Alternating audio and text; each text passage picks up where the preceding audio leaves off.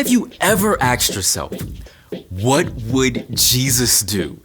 It's a question people have been asking for 2,000 years, and it's every bit as important now as it was then. So, what would Jesus do? Well, we don't have to guess. Jesus showed us and told us himself. Love God, love others. So, when your brother is sad, you can love by listening and encouraging. When your friends argue, you can love by not taking sides and helping to make peace. But living like Jesus is hard if you're not spending time with Jesus. You can read or listen to stories of Jesus in the Gospels, Matthew, Mark, Luke, and John, all about the things Jesus said and did. You can also talk with Jesus, just like a friend. Tell him what you're excited about or what's worrying you. Ask for his help and wisdom. Jesus might bring a verse or picture to your mind or a sense of peace in your heart. The more time you spend with Jesus, the more you can become like Jesus. Then God can work through you to change the world around you. That's why loving like Jesus is an amazing way to worship God with your life. Because worship is about more than just singing loud. It's all about living loud.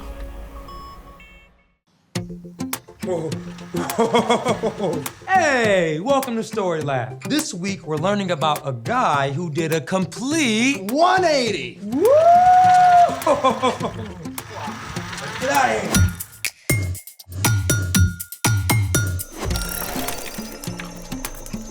Hey, I'm Zeke. And I'm Carter. This month, we're talking about what it looks like to live like Jesus. So, how are you enjoying STEAM Camp? Well, you know what they say at camp, the learning is intense. Yo, Zeke, you gotta be a dad to make dad jokes. And when you're at STEAM camp, you have to watch out for bugs. I get it. Bugs, like as in problem with coding, right? No, I mean mosquitoes. They're eating me alive. Ooh. So, what are you up to? Well, I was going to meet up with Skylar and Sebastian. They wanted to test out a robot they created that makes s'mores. Oh yeah, the S'more Blaster 3000. Yeah, but they changed it to Toasty McMelt. Even better. Yeah, but now it's raining.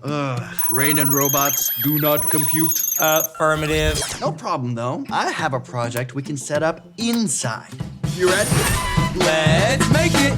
For this STEAM project, we're gonna create a balance sculpture. Hey, partner, unless you're counting scissors, I don't see any technology here. True, but if you think about it, engineering existed way before computers were ever invented. Good point. So, what's first? First, you need to cut out different cardboard shapes and then paint them. Okay, wait, what kind of shapes are we talking about here? Any kind you want of circles, triangles, dodecahedrons, other shapes. It's your masterpiece. Okay.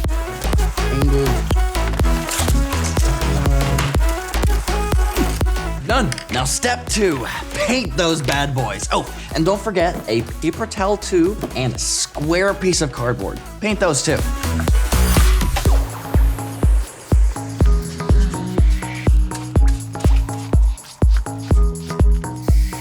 Step 3, take the paper towel tube and flatten one end like a pancake. No food similes until after lunch. Then staple it together and cut out a V-shaped notch. Other side. Done. We then attach the open end of the tube to our base using the hot glue gun.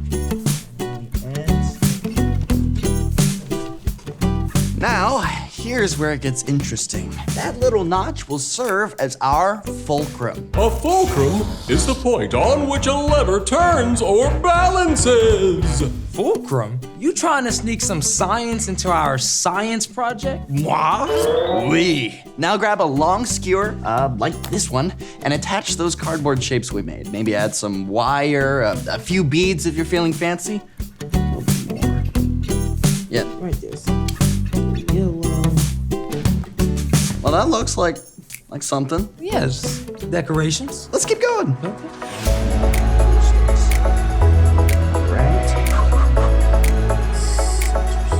Okay. Okay, and I think our masterpiece. is finished. Now, are you ready for the fun part? I'm down for fun. Now, take this thing you just created and balance it on that little notch that we just cut out earlier on this paper towel. Try and find the place on the middle or wherever it is where it stays on. All right. Oh. A work of art. Oh yeah, now that's what I call steamwork. Let's see a robot create that. Speaking of a tricky balancing act, it's time for... The story before the story. Today, we're in Acts, the 5th book in the New Testament. When Jesus was on earth, he showed us how to love God and love others. Then Jesus gave up his life for us. But God raised Jesus back to life. About 40 days later, Jesus returned to heaven to be with God. As Jesus' followers shared the amazing news, the church grew quickly through the power of God's Spirit. But the religious leaders were upset and tried to stop the new believers. One of these leaders was a man named Saul. Saul hated the believers so much, he got permission to go to the distant city of Damascus and arrest the believers there. Which is where our story starts. Take it away. Hey everybody, I'm Brian. Today we're looking at how we can live in peace with one another, which was something that Saul, also known as Paul, had to discover. Saul was a Pharisee, one of the Jewish religious leaders. He was highly educated and knew every single one of God's laws and tried to keep them to perfection. But Saul believed the Jesus followers were going against God's laws. So, filled with determination, he set off for the city of Damascus to get rid of the believers there. But here is where the plot twists. As he neared Damascus, Saul saw a blinding light. He dropped to the ground and heard the voice of Jesus. Saul, Saul, why are you opposing me? Who are you, Lord? I am Jesus. I am the one you are opposing. Now get up and go into the city. There you will be told what you must do. Saul obeyed, even though he was now blind. Meanwhile, God spoke to a believer named Ananias with instructions to go find Saul and place hands on him to heal him of blindness. But Ananias knew Saul was there to arrest believers. Lord, I've heard many reports about this man. They say he has done great harm to your holy people in Jerusalem. But God made it clear. So Ananias went in peace to his enemy, and Saul's sight returned. After this, Saul immediately started preaching about Jesus, which put him in a very tricky position. I mean, on one hand, the Jewish leaders hated Jesus followers, so now they hated their own guy, Saul. In fact, while Saul was in Damascus, the Jewish religious leaders tried to kill him, but he escaped. And on the other hand, when Saul traveled to Jerusalem, the Jesus followers there were still afraid of him. Please, I am no longer your enemy, but your friend, your brother. So, yep, Saul was stuck between a rock and a hard place. I mean, how was he going to get anybody to accept him? Enter Barnabas. Barnabas was a believer known for encouraging others. In fact, Barnabas actually means son of encouragement. Barnabas had heard the stories of how Saul met Jesus. He could tell that Saul had truly changed. So Barnabas took Saul to the Jesus followers himself. Saul met Jesus on the road to Damascus. Jesus actually talked to him. And since then, Saul has been preaching about Jesus with great boldness. With Barnabas' encouragement, the believers in Jerusalem finally accepted Saul as one of their own. In fact, it wasn't long until the Jewish religious leaders in Jerusalem also tried to kill Saul. When Saul's new friends heard this, they took him to the coastal town of Caesarea and then sent him off to his hometown of Tarsus, where he would be safe.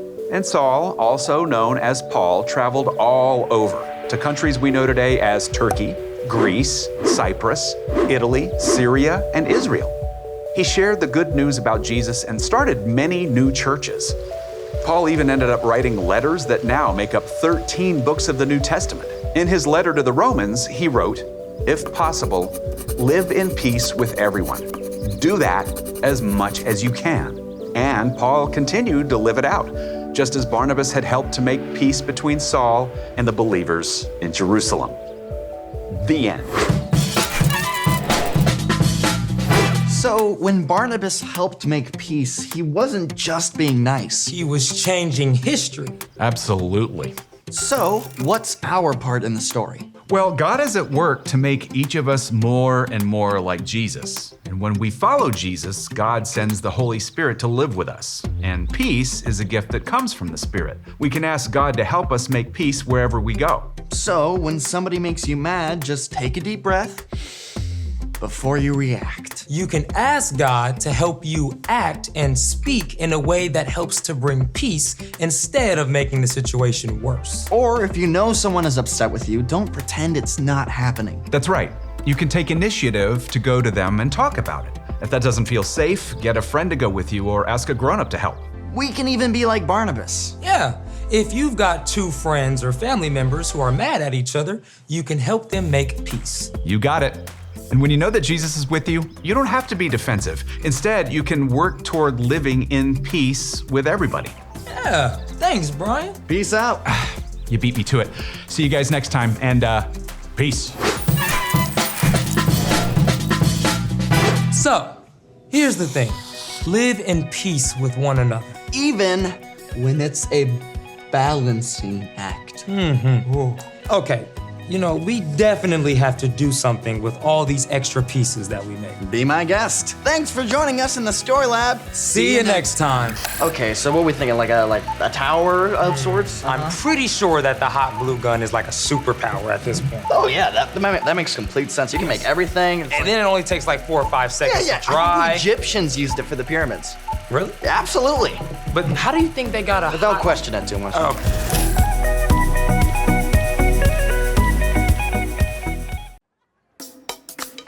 Let's go!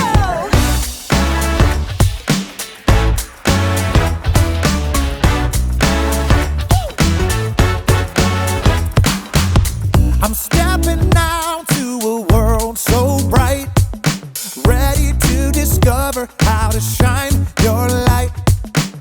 Jesus, you're everything, my best friend.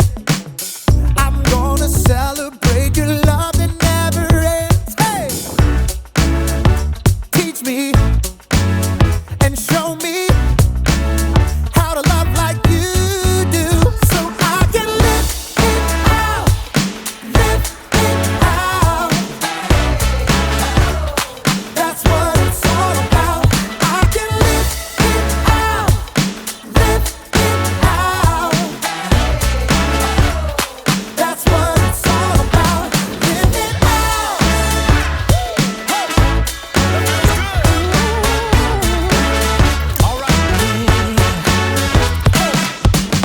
Living life never felt so free. Loving one another like you did for me. Jesus, you're everything, my best friend. I'm gonna celebrate your love that never ends. Hey! Teach me and show me how to love like you do, so I can live it out, live it out. That's what it's all about. I can live it out, live it out. That's what it's all about. Live it out. Live it out. We're gonna love. We're gonna be kind. We're gonna pray for each other all the time. All the time. We're gonna serve. We're gonna forgive. 'Cause follow